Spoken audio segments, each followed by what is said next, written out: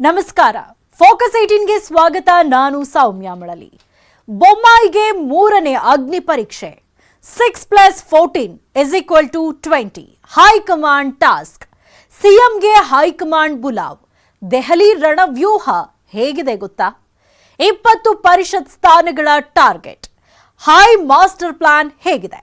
ಮೇಲ್ಮನೆಯಲ್ಲಿ ಮೇಲುಗೈ ಸಾಧಿಸಲು ಕದನ. ಪರಿಷತ್ನಲ್ಲಿ ಇತಿಹಾಸ ಸೃಷ್ಟಿಸಲು ಮುಂದಾಯ್ತಾ ಬಿಜೆಪಿ. ಇದುವೇ ಈ ಹೊತ್ತಿನ ಫೋಕಸ್ 18 ಮೂರನೇ ಅಗ್ನಿ ಪರೀಕ್ಷೆ. ಬೊಮ್ಮಾಯಿಗೆ ಮೂರನೇ ಅಗ್ನಿ ಪರೀಕ್ಷೆ. 6+14 = 20 ಹೈಕಮಾಂಡ್ ಟಾಸ್ಕ್. ಸಿಎಂಗೆ ಹೈಕಮಾಂಡ್ ಬುಲಾವ್. ದೆಹಲಿ ರಣವ್ಯೂಹ ಹೇಗಿದೆ ಗೊತ್ತಾ? 20 ಪರಿಷತ್ ಸ್ಥಾನಗಳ ಟಾರ್ಗೆಟ್. ಹೈ ಮಾಸ್ಟರ್ ಪ್ಲಾನ್ ಹೇಗಿದೆ? 2 ವಿಧಾನಸಭಾ ಕ್ಷೇತ್ರಗಳ ಉಪಸಮರದ ಕದನ ಮುಗಿಯುತ್ತಿದ್ದಂತೆ ಮತ್ತೊಂದು ಜಿದ್ದಿನ ಕಣ ಎದುರಾಗಿದೆ. ಅದುವೇ ವಿಧಾನ ಪರಿಷತ್ ಚುನಾವಣೆ. ಸ್ಥಳೀಯ ಸಂಸ್ಥೆಗಳಿಂದ ವಿಧಾನ ಪರಿಷತ್ನ 25 ಸ್ಥಾನಗಳಿಗೆ ಚುನಾವಣಾ ಮುಹೂರ್ತ ಫಿಕ್ಸ್ ಆಗಿದೆ. ಡಿಸೆಂಬರ್ 10ರಂದು ಮೇಲ್ಮನೆಗೆ ಚುನಾವಣೆ ನಡೆಯಲಿದ್ದು 3 ಪಕ್ಷಗಳಲ್ಲೂ ಬಿರುಸಿನ ತಾಲೀಮು ನಡೆಯುತ್ತಿದೆ. ಅದರಲ್ಲೂ ಆಡಳಿತಾರೂಢ ಬಿಜೆಪಿ ಸರ್ಕಾರವಂತೂ ಒಂದು ಹೆಜ್ಜೆ ಮುಂದೆ ಹೋಗಿ ಈಗಾಗಲೇ ಪರಿಷತ್ ಕಣಕ್ಕೆ ಸಿದ್ಧತೆ ನಡೆಸುತ್ತಿದೆ.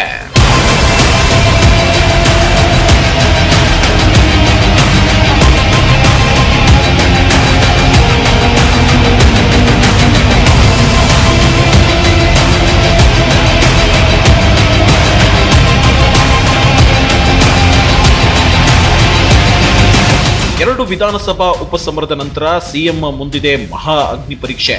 ವಿಧಾನಸಭಾ ಚುನಾವಣೆಯಲ್ಲಿ ಸಿಂದಗಿಯಲ್ಲಿ ಗೆದ್ದು ಬೀಗಿದ ಬಿಜೆಪಿ ಸಿಎಂ ತವರು ಕ್ಷೇತ್ರ ಹಾನಗಲ್ನಲ್ಲಿ ಮುಗ್ಗರಿಸಿದೆ. ಈ ಸೋಲು ಬಿಜೆಪಿ ಪಾಳೆಯಕ್ಕೆ, ಅದರಲ್ಲೂ ಸಿಎಂಗೆ ದೊಡ್ಡ ಆಘಾತವನ್ನೇ ನೀಡಿದೆ. ಹಾನಗಲ್ ಸಿಎಂಗೆ ಪ್ರತಿಷ್ಠೆಯ ಕಣವೇ ಆಗಿತ್ತು. ಆದರೆ ಅಲ್ಲೇ ಕಮಲಪಾಳೆಯ ಸೋಲಿನ ಕಹಿ ಉಂಡಿದೆ. ಈ ಸೋಲಿನ ಕಹಿ ನೆನಪಿನಿಂದ ಹೊರಬರಬೇಕಾದ್ರೆ ವಿಧಾನ ಪರಿಷತ್ ಚುನಾವಣೆಯನ್ನ ಬಿಜೆಪಿ ಶತಾಯಗತಾಯ ಗೆಲ್ಲಲೇಬೇಕು. ಇದು ಬೊಮ್ಮಾಯಿಗೆ ಮೂರನೇ ಅಗ್ನಿ ಪರೀಕ್ಷೆಯಾಗಿದೆ.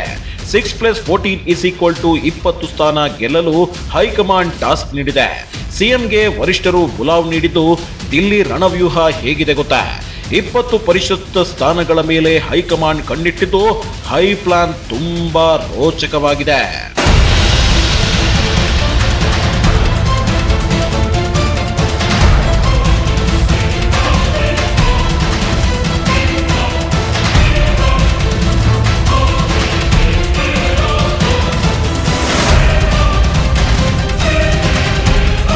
ಈಗಾಗಲೇ ಸಿಎಂ ಬೊಮ್ಮಾಯಿ ಸಚಿವ ಸಂಪುಟ ವಿಸ್ತರಣೆ, ಮಿನಿ ಅಖಾಡದ ಉಪಸಮರದ ಅಗ್ನಿ ಪರೀಕ್ಷೆಯನ್ನ ಭಾಗಶಃ ಯಶಸ್ವಿಯಾಗಿ ನಿಭಾಯಿಸಿದ್ದಾರೆ. ಈಗ ಬೊಮ್ಮಾಯಿ ಮುಂದಿರೋ ಅಗ್ನಿ ಪರೀಕ್ಷೆಯೇ ಮೇಲ್ಮನೆ ಚುನಾವಣೆ. ಹಾಗಾದ್ರೆ ಹೇಗಿದೆ ಪರಿಷತ್ ಚುನಾವಣಾ ರಣಕಣ? ಮೇಲ್ಮನೆಯಲ್ಲಿ ಮೇಲುಗೈ ಸಾಧಿಸೋದಕ್ಕೆ 3 ಪಕ್ಷಗಳು ಯಾವ ರೀತಿ ಸಿದ್ಧತೆ ಮಾಡಿಕೊಳ್ತಿವೆ? ಬೊಮ್ಮಾಯಿ ಮುಂದಿರೋ ಕಠಿಣ ಸವಾಲುಗಳು ಯಾವುದು? 3 ಪಕ್ಷಗಳಲ್ಲಿ ಯಾರ ಅಧಿಕಾರಾವಧಿ ಅಂತ್ಯವಾಗ್ತಿದೆ? ಬಿಜೆಪಿ, ಕಾಂಗ್ರೆಸ್, ಜೆಡಿಎಸ್ನಲ್ಲಿ ಎಷ್ಟು ಸ್ಥಾನಗಳು ಖಾಲಿಯಾಗ್ತಿವೆ? ಇವನ್ನೆಲ್ಲ ನೋಡ್ತಾ ಹೋಗೋಣ. ವಿಧಾನ ಪರಿಷತ್ನಲ್ಲಿ ಒಟ್ಟು 25 ಜನ ನಿವೃತ್ತಿಯಾಗ್ತಿದ್ದಾರೆ. ಕಾಂಗ್ರೆಸ್ನಿಂದ 13, ಬಿಜೆಪಿಯಿಂದ 6 ಜನ ಹಾಗೂ ಜೆಡಿಎಸ್ನಿಂದ 5 ಜನ ನಿವೃತ್ತಿಯಾಗ್ತಿದ್ರೆ ಪಕ್ಷೇತರ ಒಬ್ಬರು ನಿವೃತ್ತಿ ಹೊಂದುತ್ತಿದ್ದಾರೆ. ಸರ್ಕಾರದ ವ್ಯವಹಾರಗಳಲ್ಲಿ ನಿರ್ಣಾಯಕ ಪಾತ್ರ ವಹಿಸುವ ಮೇಲ್ಮನೆಯಲ್ಲಿ ಬಲ ಹೆಚ್ಚಿಸಿಕೊಳ್ಳಲು ಬಿಜೆಪಿ, ಕಾಂಗ್ರೆಸ್, ಜೆಡಿಎಸ್ ಪಣ ತೊಟ್ಟಿದೆ.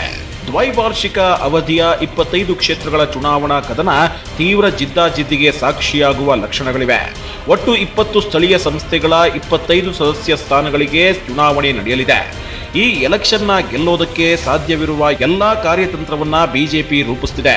ಕೇಂದ್ರ ಚುನಾವಣಾ ಆಯೋಗ ಮಂಗಳವಾರವೇ ಚುನಾವಣಾ ವೇಳಾಪಟ್ಟಿ ಘೋಷಿಸಿದ್ದು, ಮಂಗಳವಾರದಿಂದಲೇ ಚುನಾವಣೆ ನಡೆಯುವ ಕ್ಷೇತ್ರಗಳಲ್ಲಿ ಚುನಾವಣಾ ನೀತಿ ಸಂಹಿತೆ ಜಾರಿಯಾಗಿದೆ.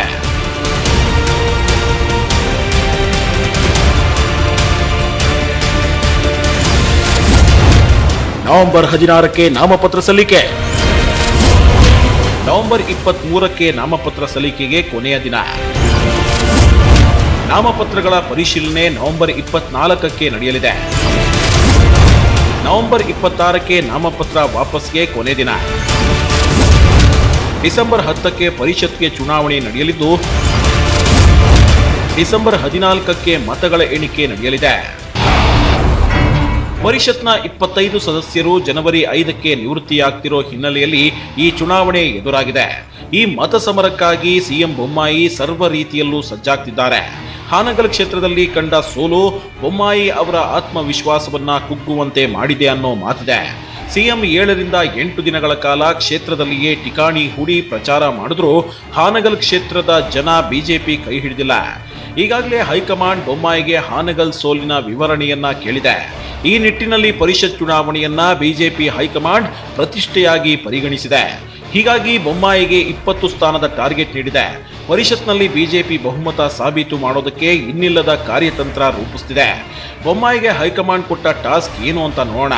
ಆದರೆ ಅದಕ್ಕೂ ಮುನ್ನ 3 ಪಕ್ಷಗಳಿಂದ ನಿವೃತ್ತಿಯಾಗ್ತಿರುವ ಪರಿಷತ್ ಸದಸ್ಯರು ಯಾರು ಅಂತ ನೋಡೋಣ. ಯಾರ ಅಧಿಕಾರಾವಧಿ ಅಂತ್ಯ? ಬಿಜೆಪಿ ಸದಸ್ಯರು ಎಂಕೆ ಪ್ರಾಣೇಶ್, ಉಪಸಭಾಪತಿ ಕೋಟಾ ಶ್ರೀನಿವಾಸ ಪೂಜಾರಿ, ಸಭಾನಾಯಕ ಬಿಜಿ ಪಾಟೀಲ್, ಪ್ರದೀಪ್ ಶೆಟ್ಟರ್, ಸುನಿಲ್ ಸುಬ್ರಮಣಿ, ಮಹಂತೇಶ್ ಕವಟಗಿಮಠ. ಯಾರ ಅಧಿಕಾರಾವಧಿ ಅಂತ್ಯ? ಕಾಂಗ್ರೆಸ್ ಸದಸ್ಯರು ಎಸ್ಆರ್ ಪಾಟೀಲ್, ಪ್ರತಿಪಕ್ಷ ನಾಯಕ ಪ್ರತಾಪ್ ಚಂದ್ರ ಶೆಟ್ಟಿ, ಮಾಜಿ ಸಭಾಪತಿ ಶ್ರೀಕಾಂತ್ ಕೊಟ್ನೇಕರ್, ಶ್ರೀನಿವಾಸ್ ಮಾನೆ, ಧರ್ಮಸೇನ, ವಿಜಯ್ ಸಿಂಗ್, ಬಸವರಾಜ್ ಪಾಟೀಲ್ ಇಟಗಿ, ಕೆಸಿ ಕೊಂಡಯ್ಯ, ಆರ್ ಪ್ರಸನ್ನಕುಮಾರ್, ಗೋಪಾಲಸ್ವಾಮಿ, ನಾರಾಯಣ ಸ್ವಾಮಿ, ಎಸ್ವಿ ರವಿ, ರಘು ಆಚಾರ್. ಯಾರ ಅಧಿಕಾರಾವಧಿ ಅಂತ್ಯ? ಜೆಡಿಎಸ್ ಸದಸ್ಯರು ಎನ್ ಅಪ್ಪಾಜಿಗೌಡ, ಸಿಆರ್ ಮನೋಹರ್, ಕಾಂತರಾಜು, ಸುನಿಲ್ ಗೌಡ ಪಾಟೀಲ್, ಸಂದೇಶ್ ನಾಗರಾಜ್. ಸಿಎಂಗೆ ಮೇಲ್ಮನೆ ಗೆಲ್ಲುವುದು ದೊಡ್ಡ ಸವಾಲು. 3 ಪಕ್ಷದ ಈ ನಾಯಕರು ನಿವೃತ್ತಿ ಹೊಂದಲಿದ್ದಾರೆ. ತವರು ಜಿಲ್ಲೆ ಹಾನಗಲ್ ಸೋಲಿನ ಬೆನ್ನಲ್ಲೇ ಪರಿಷತ್ನ 25 ಕ್ಷೇತ್ರಗಳ ಚುನಾವಣೆ ಘೋಷಣೆ ಸಿಎಂಗೆ ಪ್ರಬಲ ಸವಾಲು ತಂದೊಡ್ಡಿದೆ. ಪರಿಷತ್ನಲ್ಲಿ ತೆರವಾಗ್ತಿರುವ ಒಟ್ಟು 25 ಸ್ಥಾನಗಳಲ್ಲಿ ಬಿಜೆಪಿ 6 ಜನ ಸದಸ್ಯರು ಇದ್ದಾರೆ. ಅವರನ್ನ ಗೆಲ್ಲಿಸಿಕೊಂಡು ಬರುವ ಜೊತೆಗೆ ಹೆಚ್ಚುವರಿ ಸ್ಥಾನ ಗೆಲ್ಲುವ ಬಿಗ್ ಟಾಸ್ಕ್ ಬೊಮ್ಮಾಯಿ ಮುಂದಿದೆ. ಈ ಬಾರಿ ಬಿಜೆಪಿಗೆ ಬಹುಮತ ಸಾಧಿಸುವ ಅವಕಾಶವೂ ಬಂದಿದೆ. ಬಹುಮತ ಸಾಧಿಸೋದೇ ಬೊಮ್ಮಾಯಿ ಮುಂದಿರೋ ದೊಡ್ಡ ಟಾರ್ಗೆಟ್. ಮೇಲ್ಮನೆಯಲ್ಲಿ ಮೇಲುಗೈ ಸಾಧಿಸೋದರ ಮೂಲಕ ಹಾನಗಲ್ ಸೋಲಿನ ಕಹಿ ಅಳಿಸಿ ಹಾಕಬಹುದಾಗಿದೆ. ಹಾಗೆ ಪ್ರತಿಪಕ್ಷಗಳ ಟೀಕೆಗೂ ಉತ್ತರ ನೀಡಿದಂತಾಗುತ್ತೆ. ಕೇಂದ್ರ ಚುನಾವಣಾ ಆಯೋಗ ಚುನಾವಣಾ ವೇಳಾಪಟ್ಟಿ ಪ್ರಕಟಣೆಗೊಳ್ಳುತ್ತಿದ್ದಂತೆ ಸಿಎಂ ಫುಲ್ ಅಲರ್ಟ್ ಆಗಿದ್ದಾರೆ. ಪಕ್ಷದ ಹಿರಿಯ ನಾಯಕರೊಂದಿಗೆ ಸಮಾಲೋಚನೆ ನಡೆಸಿದ್ರು. ಕೋರ್ ಕಮಿಟಿ ಸಭೆಯಲ್ಲೂ ಇತರ ಹಿರಿಯ ನಾಯಕರೊಂದಿಗೆ ಅಭ್ಯರ್ಥಿಗಳ ಆಯ್ಕೆ ಹಾಗೂ ಗೆಲುವಿನ ತಂತ್ರದ ಬಗ್ಗೆ ಚರ್ಚಿಸಿದ್ದಾರೆ ಎನ್ನಲಾಗಿದೆ. ಪರಿಷತ್ ಸ್ಥಾನಕ್ಕೆ ಅಭ್ಯರ್ಥಿ ಆಯ್ಕೆ ವಿಚಾರ, ಹಾಗೆ ಸಮರ್ಥ ಅಭ್ಯರ್ಥಿ ಆಯ್ಕೆ ಸಂಬಂಧ ಹಾಗೂ ಹಾಲಿ ಇರೋ ಕೆಲ ಪರಿಷತ್ ಸದಸ್ಯರಿಗೆ ಟಿಕೆಟ್ ಕೊಡುವ ಕುರಿತು ಮಾತುಕತೆ ನಡೆದಿದೆ. ಈಗಾಗಲೇ ಹಾಲಿ ಪರಿಷತ್ ಸದಸ್ಯರು ಟಿಕೆಟ್ ಕೇಳಿದ್ದಾರೆ. ಎಂಕೆ ಪ್ರಾಣೇಶ್, ಕೋಟಾ ಶ್ರೀನಿವಾಸ್ ಪೂಜಾರಿ, ಮಹಂತೇಶ್ ಕವಟಗಿಮಠ ಒತ್ತಡ ಹಾಕ್ತಿದ್ದಾರೆ. ಜೊತೆಗೆ ಬೇರೆ ಪಕ್ಷದಿಂದ ಬರೋರಿಗೆ ಟಿಕೆಟ್ ಕುರಿತು ಡಿಸ್ಕಷನ್ ನಡೆದಿದೆ. ಈಗಾಗಲೇ ಜೆಡಿಎಸ್ನಿಂದ ಬಿಜೆಪಿಗೆ ಬರಲು ಸಿಆರ್ ಮನೋಹರ್ ಮನಸ್ಸು ಮಾಡಿದ್ದಾರೆ ಎಂಬ ಮಾತಿದೆ. 12 ಸ್ಥಾನ ಗೆದ್ರೆ ಪರಿಷತ್ನಲ್ಲಿ ಬಿಜೆಪಿ ಇತಿಹಾಸ. ವಿಧಾನ ಪರಿಷತ್ನ ಒಟ್ಟು ಸದಸ್ಯರ ಸಂಖ್ಯೆ 75. ಈ ಪೈಕಿ ಬಿಜೆಪಿ 32, ಕಾಂಗ್ರೆಸ್ 29 ಹಾಗೂ ಜೆಡಿಎಸ್ 12, ಪಕ್ಷೇತರ ಹಾಗೂ ಸಭಾಪತಿ ತಲಾ 1 ಸದಸ್ಯರ ಬಲಾಬಲ ಇದೆ. ಈಗ 25 ಸ್ಥಾನಗಳು ತೆರವಾಗ್ತಿವೆ. ಆ ಪೈಕಿ ಬಿಜೆಪಿಯ 6, ಕಾಂಗ್ರೆಸ್ನ 14, ಜೆಡಿಎಸ್ನ 4 ಸದಸ್ಯರ ಅವಧಿ ಮುಗಿತಿದೆ. ಇದರಿಂದಾಗಿ ವಿಧಾನ ಪರಿಷತ್ನಲ್ಲಿ ಬಿಜೆಪಿ ಬಲ 26, ಕಾಂಗ್ರೆಸ್ನ ಸ್ಥಾನ 15, ಜೆಡಿಎಸ್ ಬಲ 8ಕ್ಕೆ ಇಳಿದಿದೆ. ಒಂದ್ ವೇಳೆ 25 ಸ್ಥಾನಗಳ ಪೈಕಿ ಬಿಜೆಪಿ 12 ಸ್ಥಾನಗಳನ್ನ ಗೆದ್ರೆ ಬಿಜೆಪಿಯ ಒಟ್ಟು ಸ್ಥಾನ 38ಕ್ಕೆ ಏರಲಿದೆ. ಬಹುಮತ ದೊರೆಯಲಿದೆ. ಈಗ ಮೇಲ್ಮನೆ ಚುನಾವಣೆಯಲ್ಲಿ 12 ಸ್ಥಾನ ಗೆದ್ರೆ ಸದ್ಯ ವಿಧಾನ ಪರಿಷತ್ನಲ್ಲಿ ಅಲ್ಪಮತ ಹೊಂದಿರೋ ಬಿಜೆಪಿಗೆ ಬಹುಮತ ಸಿಗಲಿದೆ. ಈ ಮೂಲಕ ಮೇಲ್ಮನೆಯ ಇತಿಹಾಸದಲ್ಲೇ ಬಿಜೆಪಿಗೆ ಸ್ಪಷ್ಟ ಬಹುಮತ ದೊರೆಯಲಿದೆ.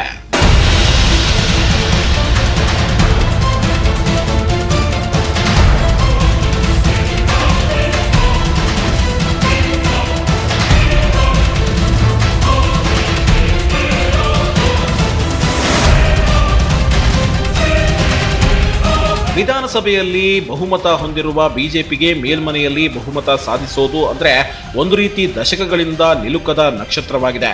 ಕನಸಾಗಿಯೇ ಉಳಿದಿದೆ. ಹಲವು ರಾಜ್ಯಗಳಲ್ಲಿ ಪಕ್ಷ ದಿಗ್ವಿಜಯ ಪತಾಕೆ ಹಾರಿಸಿದ್ರೂ ರಾಜ್ಯ ಬಿಜೆಪಿಗೆ ಸ್ಪಷ್ಟ ಸಂಖ್ಯಾಬಲ ಗಳಿಸಲು ಆಗಿಲ್ಲ. ಈಗ ಸಿಎಂ ಮುಂದೆ ಪರಿಷತ್ನಲ್ಲಿ ಬಹುಮತ ಗಳಿಸೋ ದೊಡ್ಡ ಟಾರ್ಗೆಟ್ ಇದೆ. ಹಾನಗಲ್ ಸೋಲು ಬಿಜೆಪಿ ಹೈಕಮಾಂಡ್ಗೂ ಶಾಕ್ ನೀಡಿದೆ. ಹೀಗಾಗಿ ದಿಲ್ಲಿ ವರಿಷ್ಠರು ಬೊಮ್ಮಾಯಿಗೆ ಹಾನಗಲ್ ಸೋಲಿನ ವಿವರ ಕೇಳಿದ್ದಾರೆ. ಹಾಗೆ ಮುಂಬರುವ ಪರಿಷತ್ ಚುನಾವಣೆಯಲ್ಲಿ ಬಿಜೆಪಿ ಶತಾಯಗತಾಯ ಬಹುಮತ ಪಡೆಯಲೇಬೇಕು. ಅದಕ್ಕೆ ಸ್ಥಳೀಯ ಸಂಸ್ಥೆಗಳ ಪ್ರತಿನಿಧಿಗಳನ್ನ ಯಾವ ರೀತಿ ಓಲೈಸುವುದು, ಗೆಲುವನ್ನ ಸಾಧಿಸುವುದಕ್ಕೆ ರಣತಂತ್ರ ರೂಪಿಸಲು ತಾಕೀತು ಮಾಡಿದೆ.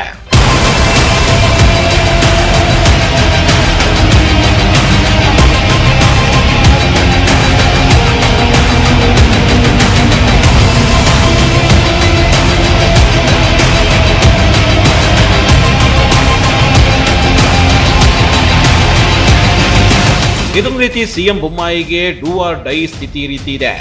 ಈಗಾಗಲೇ ಕೇಂದ್ರ ಗೃಹ ಸಚಿವ ಅಮಿತ್ ಶಾ ಮುಂದಿನ 2023ರ ಚುನಾವಣೆಯನ್ನ ಬೊಮ್ಮಾಯಿ ನೇತೃತ್ವದಲ್ಲಿ ಎದುರಿಸ್ತೀವಿ ಅಂತ ಘೋಷಿಸಿದ್ರು. ಆದರೆ ಹಾನಗಲ್ ಕ್ಷೇತ್ರದ ಸೋಲು ಬೊಮ್ಮಾಯಿ ಅವರ ನೇತೃತ್ವವನ್ನೇ ಪ್ರಶ್ನಿಸುತ್ತಿದೆ. ಅವರ ಕುರ್ಚಿಗೆ ಕಂಟಕ ತಂದಿದೆ ಅಂತ ಹೇಳಲಾಗ್ತಿದೆ. ಹೀಗಾಗಿ ಪರಿಷತ್ ಚುನಾವಣೆ ಸಿಎಂ ಪಾಲಿಗೆ ದೊಡ್ಡ ಅಗ್ನಿ ಪರೀಕ್ಷೆಯಾಗಿದೆ. ಪರಿಷತ್ ಚುನಾವಣೆ ಇರೋ ಹೊತ್ತಿಲಲ್ಲೇ ಸಿಎಂ ದೆಹಲಿಗೆ ಭೇಟಿ ನೀಡಿದ್ದಾರೆ, ವರಿಷ್ಠರನ್ನ ಭೇಟಿಯಾಗಿದ್ದಾರೆ. ಹೀಗಾಗಿ ದಿಲ್ಲಿ ರಣವ್ಯೂಹ ರೋಚಕತೆ ಸೃಷ್ಟಿಸಿದೆ.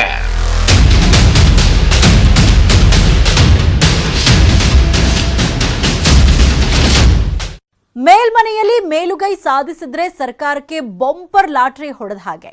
ಅದಕ್ಕಾಗಿಯೇ ಹೈಕಮಾಂಡ್ ಸಿಎಂ ಬೊಮ್ಮಾಯಿಗೆ ದೊಡ್ಡ ಟಾಸ್ಕ್ ನೀಡಿದೆ. ಅಷ್ಟಕ್ಕೂ ಪರಿಷತ್ನಲ್ಲಿ ಬಿಜೆಪಿ ಬಹುಮತ ಪಡೆದ್ರೆ ಯಾವ ರೀತಿ ಪ್ರಯೋಜನವಾಗಲಿದೆ ಈ ಬಗ್ಗೆ ಹೇಳ್ತೀವಿ. ಆದ್ರೆ ಅದಕ್ಕೂ ಮುನ್ನ ಚಿಕ್ಕ ಬ್ರೇಕ್.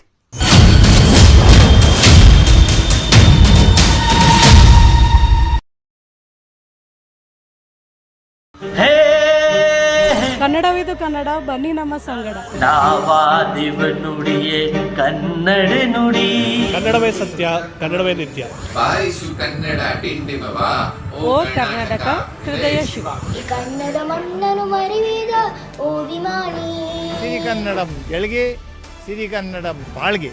ಎಲ್ಲಾದರೂ ಇರು, ಎಂತಾದರೂ ಇರು. ಅಪ್ಪಿಕೋ ಕನ್ನಡವ. ನಮ್ಮ ಕನ್ನಡ ನಮ್ಮ ಹೆಮ್ಮೆ. ನಮ್ಮ ಕನ್ನಡ ನಮ್ಮ ಹೆಮ್ಮೆ. ನಮ್ಮ ಕನ್ನಡ ನಮ್ಮ ಹೆಮ್ಮೆ.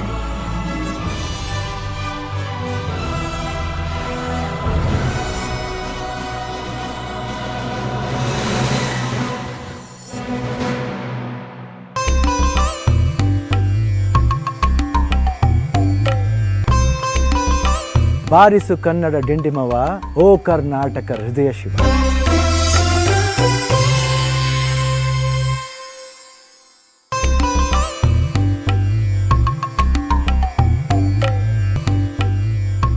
ನಮ್ಮ ಕನ್ನಡ ನಮ್ಮ ಹೆಮ್ಮೆ.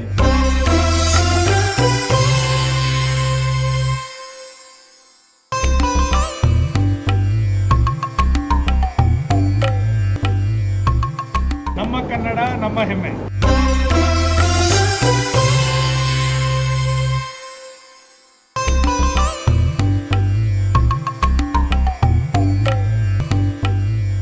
ಸಿರಿಗನ್ನಡಂ ಗೆಲ್ಗೆ, ಸಿರಿಗನ್ನಡಂ ಬಾಳ್ಗೆ.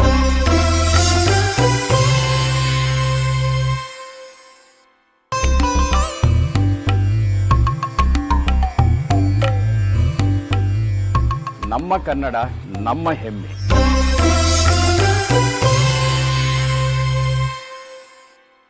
ಎಲ್ಲಾದರೂ ಇರು, ಎಂತಾದರೂ ಇರು, ಎಂದೆಂದಿಗೂ ನೀ ಕನ್ನಡವಾಗಿರು.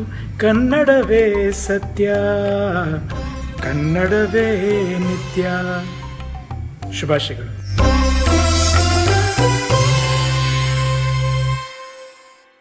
ನವೆಂಬರ್ 1ನೇ ತಾರೀಕು ನಮ್ಮ ಕನ್ನಡ ನಾಡಿನ ಉಗಮ ಅಥವಾ ರಾಜ್ಯೋತ್ಸವ ಸಂಭ್ರಮ ಇದ್ದ ದಿನ ಅದು. ಕನ್ನಡಿಗಳಾಗಿ ಕನ್ನಡವನ್ನು, ಕನ್ನಡ ಭಾಷೆಯನ್ನು ಪ್ರೀತಿಸುವ ವ್ಯಕ್ತಿಯಾಗಿ ನನಗೆ ತುಂಬ ಗೌರವ, ಅಭಿಮಾನ ಕನ್ನಡ ನಾಡಿನಲ್ಲಿದೆ. 2000 ವರ್ಷಗಳ ಇತಿಹಾಸವುಳ್ಳ, ಸುಂದರವಾದ ಅಕ್ಷರಗಳುಳ್ಳ ಮತ್ತು ಅತ್ಯಂತ ಸಂವೇದನಾಶೀಲ ಮತ್ತು ಸಜ್ಜನರಾದ ಕನ್ನಡಿಗರಿಗೆ ನನ್ನ ಶುಭಾಶಯಗಳು. ಪ್ರತಿಷ್ಠಾನದ ವತಿಯಿಂದನೂ ಮತ್ತೊಂದು ಶುಭಾಶಯಗಳು. ಬನ್ನಿ ಎಲ್ಲರೂ ಒಂದಾಗಿ ಕನ್ನಡ ರಾಜ್ಯೋತ್ಸವವನ್ನು ಆಚರಿಸೋಣ, ಸಂಭ್ರಮಿಸೋಣ. ನಮಸ್ಕಾರ.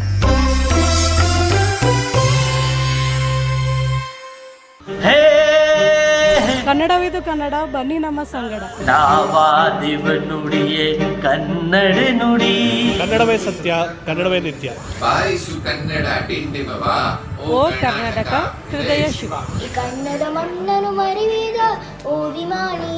ಸಿರಿಗನ್ನಡಂ ಗೆಲ್ಗೆ, ಸಿರಿಗನ್ನಡಂ ಬಾಳ್ಗೆ. ಎಲ್ಲಾದರೂ ಇರು ಎಂತಾದರೂ ಇರು. ಅಪ್ಪಿಕೋ ಕನ್ನಡವ.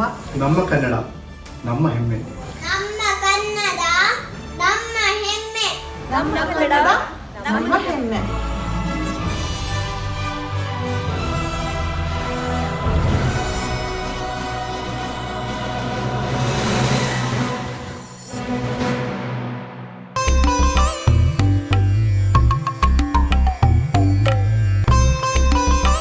ಬಾರಿಸು ಕನ್ನಡ ಡಿಂಡಿಮವ, ಓ ಕರ್ನಾಟಕ ಹೃದಯ ಶಿವ.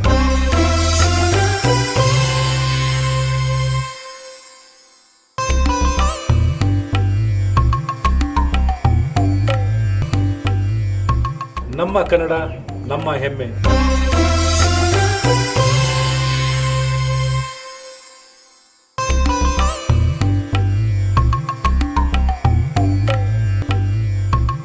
ನಮ್ಮ ಕನ್ನಡ ನಮ್ಮ ಹೆಮ್ಮೆ.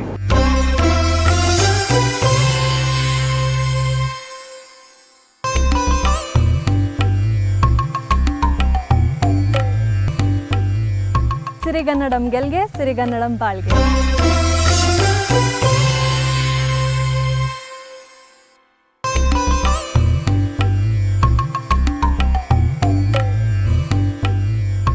ನಮ್ಮ ಕನ್ನಡ ನಮ್ಮ ಹೆಮ್ಮೆ.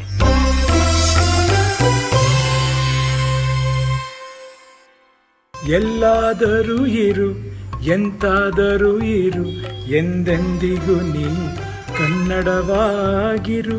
ಕನ್ನಡವೇ ಸತ್ಯ, ಕನ್ನಡವೇ ನಿತ್ಯ.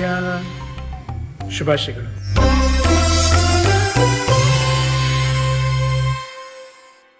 ನವೆಂಬರ್ 1ನೇ ತಾರೀಕು ನಮ್ಮ ಕನ್ನಡ ನಾಡಿನ ಉಗಮ ಅಥವಾ ರಾಜ್ಯೋತ್ಸವ ಸಂಭ್ರಮ ಇದ್ದ ದಿನ ಅದು.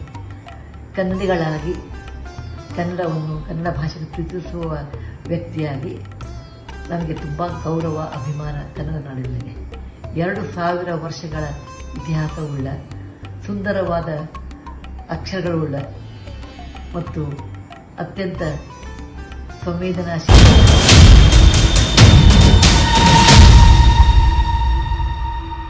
ವಿಧಾನಸಭೆಯಲ್ಲಿ ಬಿಜೆಪಿ ಬಹುಮತ ಪಡೆದಿದ್ರೂ ಪರಿಷತ್ನಲ್ಲಿ ಮಾತ್ರ ಬಹುಮತ ಪಡೆಯುವಲ್ಲಿ ಸಕ್ಸಸ್ ಆಗಿರಲಿಲ್ಲ. ಈಗ ಬಿಜೆಪಿಗೆ ಬಹುಮತ ಪಡೆಯುವ ಅವಕಾಶ ಸಿಕ್ಕಿದೆ. ಹಾಗಾಗಿ ಬೊಮ್ಮಾಯಿ ಕೂಡ ಪರಿಷತ್ ಪೈಪೋಟಿಯನ್ನ ಪ್ರತಿಷ್ಠೆಯಾಗಿ ಪರಿಗಣಿಸಿದ್ದಾರೆ. ಬಿಜೆಪಿ ಕೆಳಮನೆಯಲ್ಲಿ ಗೆಲ್ಲಲು ರಣತಂತ್ರ ರೂಪಿಸ್ತಾ ಇದೆ. ಈ ಬಗ್ಗೆ ಹೇಳ್ತೀವಿ ನೋಡಿ. ವಿಜಯಪುರ, ಬೆಳಗಾವಿ, ಧಾರವಾಡ, ದಕ್ಷಿಣ ಕನ್ನಡ ಹಾಗೂ ಮೈಸೂರು, ಬೀದರ್, ಕಲಬುರಗಿ, ಉತ್ತರ ಕನ್ನಡ, ರಾಯಚೂರು, ಬಳ್ಳಾರಿ, ಚಿಕ್ಕಮಗಳೂರು, ಹಾಸನ, ತುಮಕೂರು, ಮಂಡ್ಯ, ಬೆಂಗಳೂರು ನಗರ, ಬೆಂಗಳೂರು ಗ್ರಾಮೀಣ, ಕೋಲಾರ ಮತ್ತು ಕೊಡಗಿನ ಸ್ಥಳೀಯ ಸಂಸ್ಥೆಗಳ ಪರಿಷತ್ ಚುನಾವಣೆ ನಡೆಯಲಿದೆ. ಸದ್ಯಕ್ಕೆ ಸರ್ಕಾರದ ಜುಟ್ಟು ಪ್ರತಿಪಕ್ಷಗಳ ಕೈಯಲ್ಲಿದೆ. ಆದರೆ ವಿಧಾನ ಪರಿಷತ್ನಲ್ಲಿ ಬಿಜೆಪಿ ಮತ್ತು ಜೆಡಿಎಸ್ ಮತ್ತೆ ಮೈತ್ರಿ ಕುದುರಿಸಿಕೊಂಡಿರೋದು ಪ್ರತಿಪಕ್ಷ ಕಾಂಗ್ರೆಸ್ಗೆ ಬಿಸಿ ತುಪ್ಪವಾಗಿ ಪರಿಣಮಿಸಿದೆ. ಪರಿಷತ್ನಲ್ಲಿ ಮೈತ್ರಿಗೂ ಮುನ್ನ ಭೂ ಸುಧಾರಣೆ, ಎಪಿಎಂಸಿ ಕಾರ್ಮಿಕ ಕಾಯ್ದೆಗಳಿಗೆ ತಿದ್ದುಪಡಿ ಮಸೂದೆಗಳು ಮೇಲ್ಮನೆಯಲ್ಲಿ ತಿರಸ್ಕೃತಗೊಂಡಿತ್ತು. ಒಂದ್ ವೇಳೆ ಪರಿಷತ್ನಲ್ಲಿ ಬಿಜೆಪಿ ಬಹುಮತ ಸಾಬೀತು ಮಾಡಿದ್ರೆ ಸರ್ಕಾರದ ವಿಧೇಯಕಗಳು ಯಾವುದೇ ಅಡೆತಡೆ ಇಲ್ಲದೆ ಪಾಸ್ ಆಗುತ್ತೆ. ಹಾಗಾಗಿ ಮೇಲ್ಮನೆಯಲ್ಲಿ ಮೇಲುಗೈ ಸಾಧಿಸುವುದು ಬಿಜೆಪಿಗೆ ಇಂಪಾರ್ಟೆಂಟ್ ಆಗಿದೆ. 2 ದಿನದಲ್ಲಿ ಬಿಜೆಪಿ ಅಭ್ಯರ್ಥಿಗಳು ಫೈನಲ್.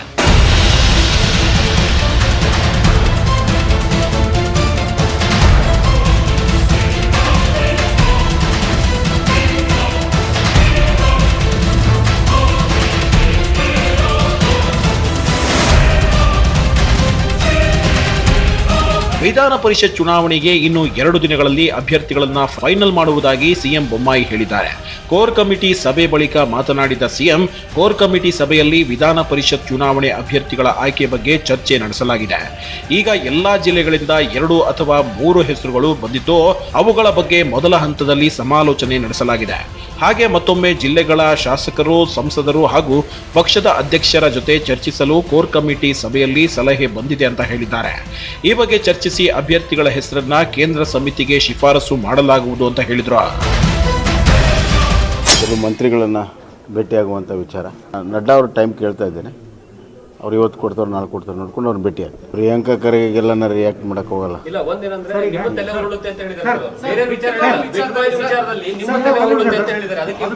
ಪಾಪ ಪ್ರಿಯಾಂಕಾ ಖರ್ಗೆಗೆ ಸಂಪೂರ್ಣ ಮಾಹಿತಿ ಪಡ್ಕೊಳ್ಳೋಕೆ ಹೇಳಿ ಈಗಾಗಲೇ ನಾನಾಗಲೇ ಹೇಳಿದ್ದೀನಿ, ಕಾಂಗ್ರೆಸ್ ನಾಯಕರ ಹೆಸರುಗಳಿದ್ದಾವೆ, ಅವ್ರ ಬಗ್ಗೆ ಚಿಂತೆ ಮಾಡಲಿ ಮೊದಲು. ಬೆಳಗಾವಿಯಲ್ಲಿ ವಿಧಾನಮಂಡಲದ ಚಳಿಗಾಲದ ಅಧಿವೇಶನ ನಡೆಸಲು ಈಗಾಗಲೇ ಸರ್ಕಾರ ತೀರ್ಮಾನ ಕೈಗೊಂಡಿದೆ.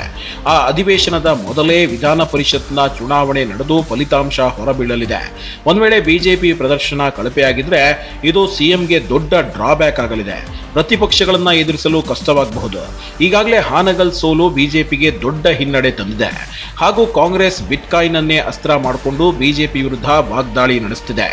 ಇದನ್ನೇ ಎದುರಿಸೋದು ಸರ್ಕಾರಕ್ಕೆ ಕಷ್ಟವಾಗಿದೆ. ಇಂಥ ಟೈಮ್ನಲ್ಲಿ ಪರಿಷತ್ನಲ್ಲಿ ಬಿಜೆಪಿ ನಿರೀಕ್ಷಿತ ಮಟ್ಟದಲ್ಲಿ ಸ್ಥಾನ ಗಳಿಸೋಕೆ ವಿಫಲವಾದರೆ ಬೊಮ್ಮಾಯಿ ಅವರನ್ನೇ ಗುರಿಯಾಗಿಸಿಕೊಂಡು ಕಾಂಗ್ರೆಸ್ ಟಾರ್ಗೆಟ್ ಮಾಡಲಿದೆ. ಹಾಗೆ ಪಕ್ಷದಲ್ಲೂ ಬೊಮ್ಮಾಯಿ ಅವರ ವರ್ಚಸ್ಸಿಗೆ ಧಕ್ಕೆ ಉಂಟಾಗುವುದನ್ನ ತಳ್ಳಿ ಹಾಕುವಂತಿಲ್ಲ.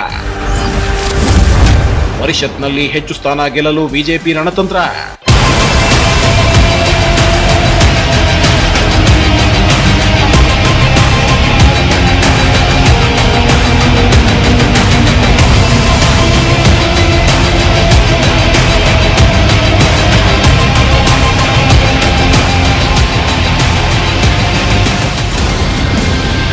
ಈಗಾಗಲೇ ಸಿಎಂ ಬೊಮ್ಮಾಯಿ ದಿಲ್ಲಿಗೆ ಹೋಗಿದ್ದು ಕೇಂದ್ರ ಸಚಿವ ಪ್ರಹ್ಲಾದ್ ಜೋಶಿ ಅವರನ್ನ ಭೇಟಿಯಾಗಿದ್ದಾರೆ.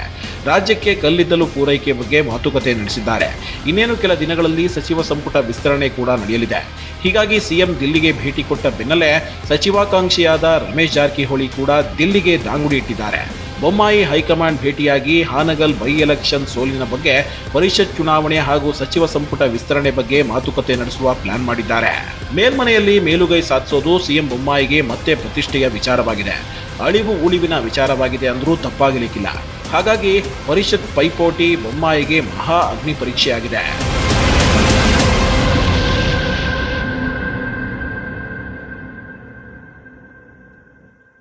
ಡಿಸೆಂಬರ್ನಲ್ಲಿ ಪರಿಷತ್ ಚುನಾವಣೆ ನಡೆಯಲಿದ್ದು ಈ ಅಗ್ನಿ ಪರೀಕ್ಷೆಯನ್ನ ಬೊಮ್ಮಾಯಿ ಯಾವ ರೀತಿ ಎದುರಿಸ್ತಾರೆ ಅಂತ ನೋಡಬೇಕು.